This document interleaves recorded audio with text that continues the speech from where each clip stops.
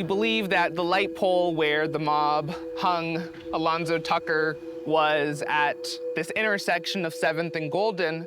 And today there's a baseball field, there's the junior high school, there's what was once a soccer field that's now sort of fenced off. And to think that there were 300 people gathered in this spot over 120 years ago. There's pain in this space, knowing that at some place in that stretch is where Alonzo Tucker took his last breath. But I think that we've taken some of the steps to heal the wounds that exist in our physical communities.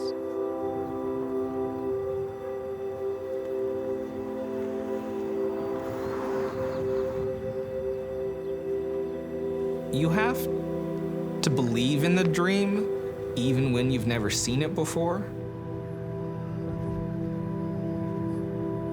You have to see the dream, even when others don't believe in it. 6 years ago, when I told people that I was gonna put a historical marker about lynching in Coos Bay, Oregon, the general consensus was, good fucking luck, kid.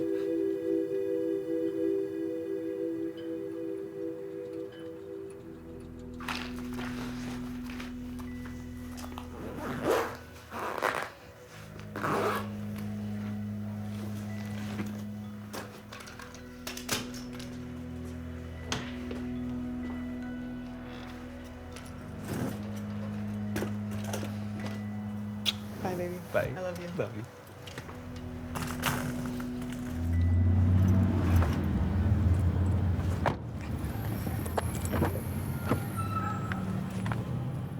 I grew up in a conservative, white, evangelical environment where race was minimized and the dominant perspective was to be colorblind.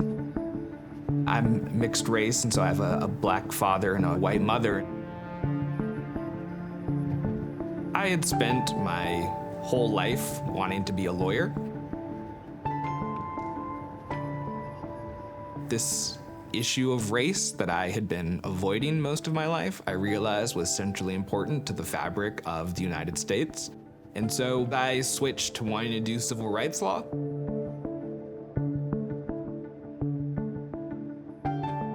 I just so happened to see a flyer advertising this thing called the Civil Rights Immersion.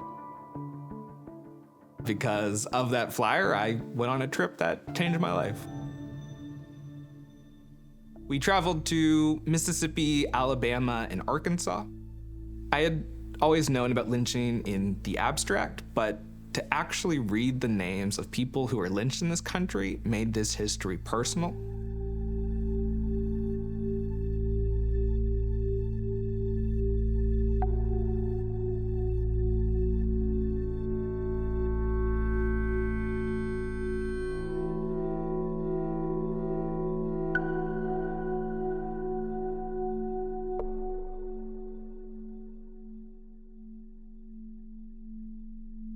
I'd lived in Oregon my entire life, and I couldn't believe that I had to go all the way to Montgomery, Alabama, just to learn that there had been at least one widely documented lynching here in Oregon. I wanted to share this experience and this history with others. With the Oregon Remembrance Project, I want to rewrite the ending to the story of the state founded with racially exclusionary laws. And I've learned that following your dream will actually be the hardest thing you ever do. That question, how do you reconcile a lynching? The search for an answer to that question has changed my life.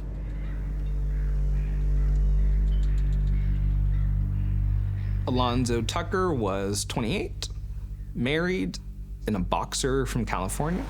He was operating a small gym in the Coos Bay area, at that time called Marshfield. On September 17th, 1902, he was accused of sexually assaulting a white woman. While he was in jail, a mob in town formed with the intention of lynching him at the spot of the alleged assault.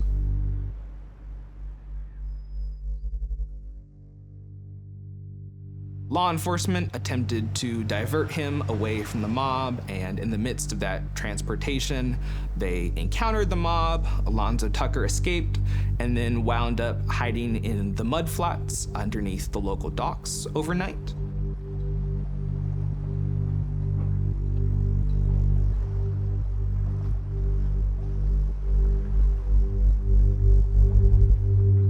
Alonzo Tucker would wind up running down Front Street, where he was shot. The mob decided to string up Alonzo Tucker's dead body from a light pole on the old Marshfield Bridge in front of a crowd of 300. No one would ever be held accountable for the killing of Alonzo Tucker. Following the lynching of Alonzo Tucker, there were talks of running the other African Americans out of town. Today, Coos Bay is less than 1% African American, like most communities across the state.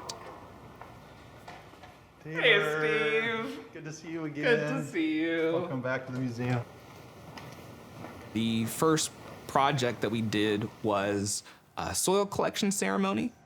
Collected soil from the mudflats, where Alonzo Tucker spent the night hiding, from Front Street, where he was shot, and then from where the old Marshfield Bridge used to be.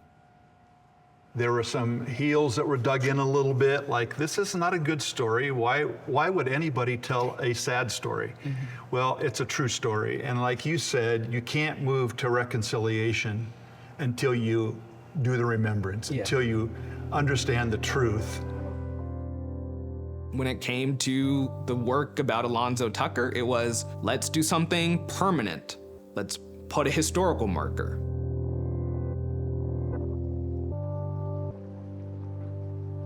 Every time I have someone come to visit this community, I bring them here. Aww. I have them read the words to remember that this is the same air that Mr. Alonzo Tucker breathed into his lungs.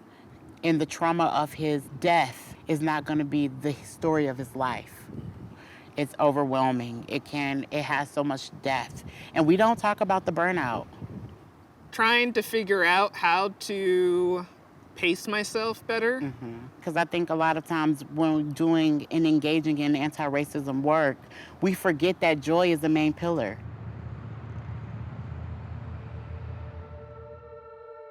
One thing that I had learned doing this work is that we can't change the past, but we can always change our relationship to it. It wouldn't be Coos Bay, the community where a lynching occurred. It could become Coos Bay, the community where this lynching reconciliation work happened. This obscure personal side project became how I wanted to spend the rest of my life.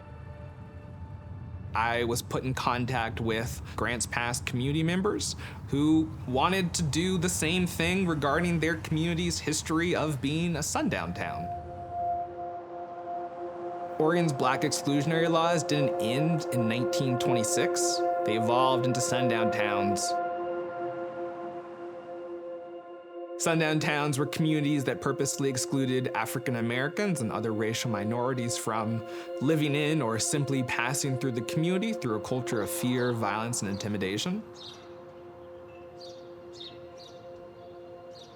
Sometimes African Americans were allowed to travel through town, and they had better be out by night, or more often the case, they were entirely prevented from existing in those spaces. We know that there were one of these signs in Grants Pass that said, "Nigger, don't let the sun come down on you here." We're gearing up for our participation in a community parade that occurs in May that the Ku Klux Klan had marched in. We're trying to develop this new identity in Grants Pass as that of a sunrise community. Hey, Sylvia. Good to made see it. you. Oh, how was your drive? It was good. How are the preparations going? We are still in process, but going really well. Hello. Oh, yeah. Woo, excited for tomorrow. We're getting there. We were giving out seed packages for a flower called the Oregon Sunshine. Part of why we walk in the Boatnik Parade is because the KKK walked in the parade that became the Boatnik Parade, and we didn't want the story to end there. And there are people in our community that are like, why would you bring up that ugly history? Like, why would you do that? People don't all understand that we're not just talking about the ugliness, that there's so much beauty, and that we can be moving forward with that. We can talk about that hurt and that harm, and we can listen in on how it's still happening, and we can still move forward. And this is an opportunity where we get to share that as well. So. Oh my gosh, is that it? That is it! You just finished? Oh. That's okay. I have an idea that rather than tell a community who they're not, tell them who they can be. Yes. And then show them the steps to becoming that community, allowing them to play an active role in their own journey. I love that. And so I think that requires folks like yourself who have lived here their whole life to be like, okay, how can I think about Grants Pass as the community I want it to become?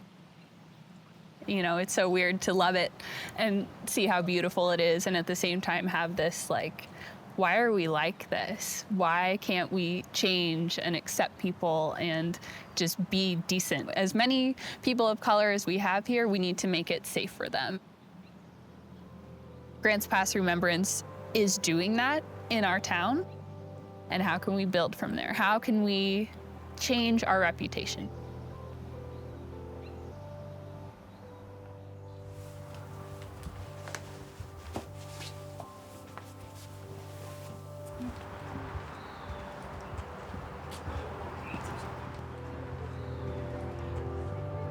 I have 3 ideas about change. The first is that I'm not in the business of changing everyone. Success is a function of realistic expectations, but also we lose hope when we stop believing individuals and communities can change, so I choose to remain hopeful. And third, that just because you can't change the whole of something doesn't mean you can't change a part.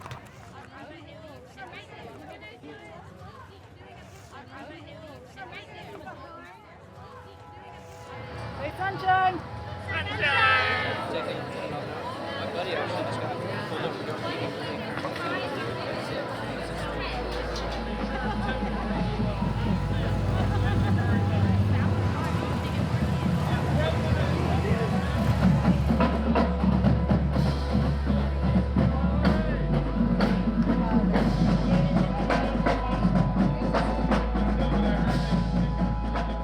I believe that there are 3 R's within this idea of reconciliation: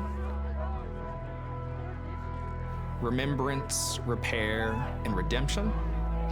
Remembrance, understanding the harm. Repair, putting an end to the harm as it continues. And redemption, creating good from a story of harm.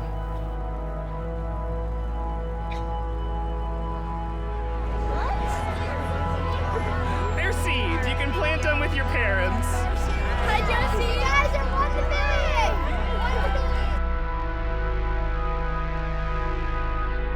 And I think that at the end of it, it really does come back to this sense of unrelenting hope that we can be the change that we're waiting for.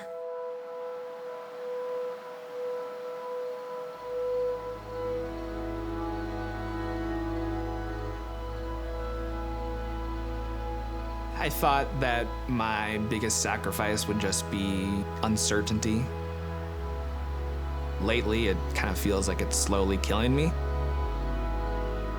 Through my trip to the South, saw the sacrifices that people had to make during the civil rights era. Often the things that it takes to do the meaningful things takes a lot out of you. This question between a meaningful life and a happy life will stay with me for a long time. So I don't normally watch the sun go down, but it's a